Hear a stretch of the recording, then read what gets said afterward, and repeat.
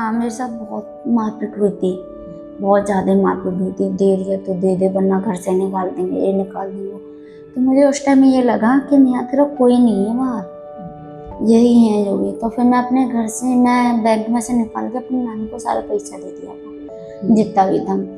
मेरे पास कार भी थी, मेरी खुद की कार थी, गाड़ी थी, सब कुछ था। मुझे अभी तक वो नहीं मिला है और ना मैं लेना चाहती हूँ वो चीज़। तो फिर उसके बाद जो मेरे थे बॉयफ्रेंड था, वो मेरी लाइफ में एंट्री की थी। उन्होंने मुझे बहुत समझाया था, बेटा ऐसा नहीं करना है, ये नहीं करना है, वो नहीं करना है। मुझे बहुत समझाते थे वो, मगर मैं ये था ना कि मैं फैमिली से ही फंसी हुई थी, वहाँ से ही फंसी हुई थी। मैं दोनों तरफ से एकदम मेंटली टॉर्चर से हुई थी। मैं जाऊँगी तो जाऊँगी वहाँ। मैं इतना बिलीव नहीं करती थी अपने बॉयफ्रेंड के ऊपर कि वो भी कुछ करेगा। मैं ये सोचती थी और आते ही यूज करके, क्या पता ये भी यूज करके छोड़ दे। ये था, मुझे किसी पे बिलीव नहीं था। तो जब फ्रीडम फॉर्म के दीदी लोग आते थे तब तुम्हें उन पे कितना भरोसा होता था? उस टाइम मुझे कोई भरोसा नहीं था, सच बताऊँ। मुझे ये लगता था, मुझे किसी ने ये बताया था, मेरी ही नानी ने बताया था कि ये लोग पुलिस वाले होते हैं, वो किसी के सगे नहीं होते हैं, पैसे लगे वो तुझे मेरे पास दे देंगे, ये बोलते थे। इसी के लिए मुझे बिल्कुल बिलीव नहीं था उनके ऊपर। तो जो तुम्हारा बॉयफ्रेंड था तुम उससे बात करती रहती थी यानी कि, और उन नानी को भी पता चल गया था उसके बारे में? हाँ, मेरी नानी को पता चल गया था कि इसका कोई है इसकी लाइफ में। तो नानी को जब पता चला था ना, तो नानी मुझसे ये कहती थी उसका भी गलत फायदा उठाओ। तो नानी को कैसा लगता था, मतलब मना करती थी कि उससे बात करनी है या नहीं करनी है? नहीं, मना नहीं करती थी। मेरी नानी ये कहती थी उसका भी गलत फायदा उठाओ। गलत फायदा ऐसा कि मेरे जो बॉयफ्रेंड था उसका मील था, मील, तेल का मील था। तो वो ये कहती थी उससे टीन मंगवाओ, मील की टीन मंगवाओ। जैसे नवरात्रि होते हैं, नवरात्रि में मैं बढ़ती रहती हूँ 9 दिन, उससे फल मंगवाओ, उससे पैसे लो। ये चीज़ फ़ायदा उठता था उनका। जब वो फ़ायदा उठाते थे उनका, तो मुझे सही नहीं लगता था। मैंने उससे मना भी की थी। फिर उसके बाद उनको लगा कि ये उसके लिए सोच रही है और इससे मना कर रही है फ़ायदे के लिए। तो मेरे घर वाले मना करने लग गए थे, उससे बात नहीं करना, उसके पास नहीं जाना, उससे मिलना नहीं है, उससे कोई कांटेक्ट ही नहीं करना है। फिर एक बार मेरे घर वालों ने ना मेरे लिए, एक बार मेरी दुबई के लिए कर दिया था।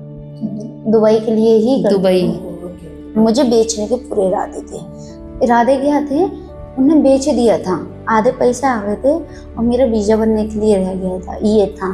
तो मैं एक बार अपने बॉयफ्रेंड के पास मिलने गई थी और जब मैं मिली तो मुझसे बोले और बताओ। तो मेरे को पता था कि अब मैं चली जाऊंगी, इतने दिनों में मैं चली जाऊंगी। मैंने उनसे ये बोला, हम लास्ट मुलाकात है, अब नहीं मिलेंगे। तो उन्होंने बोला क्यों नहीं मिलोगी? मैंने बोला मैं दुबई जा रही हूँ और मेरे घर वालों ने ऐसे ऐसे कर दिया, मुझे बेच दिया। तो वो कहती अच्छा। तो उसी रात को उन्होंने मुझे घर नहीं जाने दिया था। मैं उन्हें रूम लिया किराए पे, उसी रात में सामान लिया उन लोगों ने और मैं उन्हीं के साथ रहने लग गई। उन्हें ये बोला कि तुम यहाँ सेफ रहो, मैं अपने घर रहता हूँ, ठीक है, कोई भी दिक्कत है खाने पीने की सब मैं करूँगा, बस तुम यहाँ पर सेफ रहो। फिर मैं वहाँ पे 1 महीना रही थी। 1 महीने बाद मेरे घर वालों को पता नहीं कैसे पता चली, क्या हुआ, वहाँ से आना जाना था इसी के लिए। फिर उन लोगों ने लेके मुझे अपने घर ले गए और मैंने कुछ गद्दारी की थी अपने बॉयफ्रेंड के साथ ही। मैंने घर वालों की बात सुन के और सारा सामान उठा गया उसका, मैं ले गई। मैं जब ले गई तो मेरे बॉयफ्रेंड ने जब पूछा कि सामान कहाँ है, मैंने उससे झूठ बोला था कि मैंने अपनी दोस्त के घर पे रख दिया है। और कहने के लिए वो सामान मैं अपने घर ले गई थी। घर ले गई, घर रखा। और जब मेरी वीडियो कॉलिंग पे जब मेरे को पता चला, जब मैं बात करती थी उनसे, तो वीडियो कॉलिंग में होता है अपनी चीज़ें अलग ही पहचान लेता है इंसान, ये खरीद के लेके और अलग ही पहचान लेता। तो उनने ना कुछ गद्दे पहचान लिए थे, कुछ चीज़ें पहचान ली थी, मगर मैं फिर भी झूठ बोलती थी, नहीं तुम्हारा नहीं है, ये मेरे खुद के घर का है, नहीं तुम्हारा नहीं है, मेरे खुद के घर का है, ये था। तो उनको ये लगता था ठीक है ये सच बोल रही है, कोई बात नहीं। फिर उसके बाद मैं दोबारा जाने लगी, उनको दोबारा पता चली कि ये दोबारा जाने लगी इसी काम में। तो उन्होंने मुझसे ही बोली कि मैं बात नहीं करूँगा तुझसे, कुछ नहीं करूँगा। तो मैं ये सोचती थी यार क्या करूँ, मैं दोनों तरफ फंसी हुई हूँ। मैं घर छोड़ती तो क्या पता ये मुझे छोड़ दे। अब मैं इसको छोड़ती हूँ तो घर वाले मेरे साथ कुछ कर ना दे, ये था। मतलब डर डर की जिंदगी तुम जी रही थी। हाँ, मैं अंदर से बहुत डरी हुई थी, बहुत ज्यादा ही। इस बीच में कोई तुमसे मिलने के लिए कभी घर पे आया? हाँ, बताती हूँ। फिर मुझे बीच बीच में मेरे साथ फ्रीडम फॉर्म वाले आते थे मेरी काउंसलिंग करने। मैं फ्रीडम फॉर्म से काउंसलिंग होती थी, मेरी घर ही पर काउंसलिंग होती थी।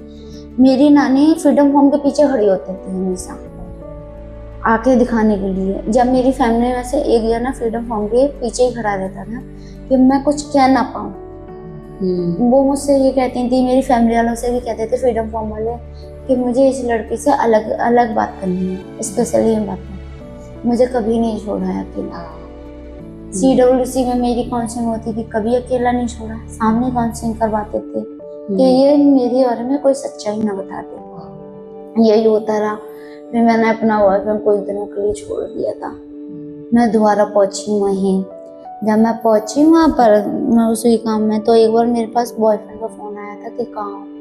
मैंने कहा अभी फ़ोन करती हूँ।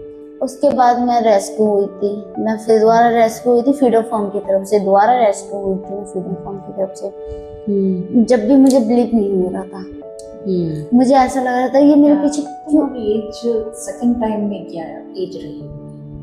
जब 17.5 17.5 थी। मतलब CWC से छूटने के 6 महीने बाद दोबारा रेस्क्यू हुई? हाँ, मेरे साथ दोबारा यही हुआ। मैं दोबारा रेस्क्यू हुई थी।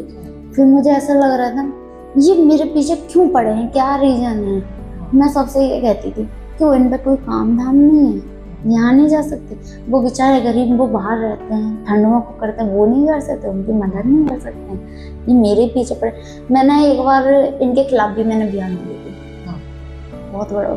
मैंने ये बोला था कि मैंने अपनी नानी को बचाने के लिए, मुझे ऐसा लग रहा था कि मेरे पास कोई नहीं है, मैं कहाँ जाऊँगी, किसके पास जाऊँगी, कब तक रखेंगे ये लोग भी, कब तक रखेंगे।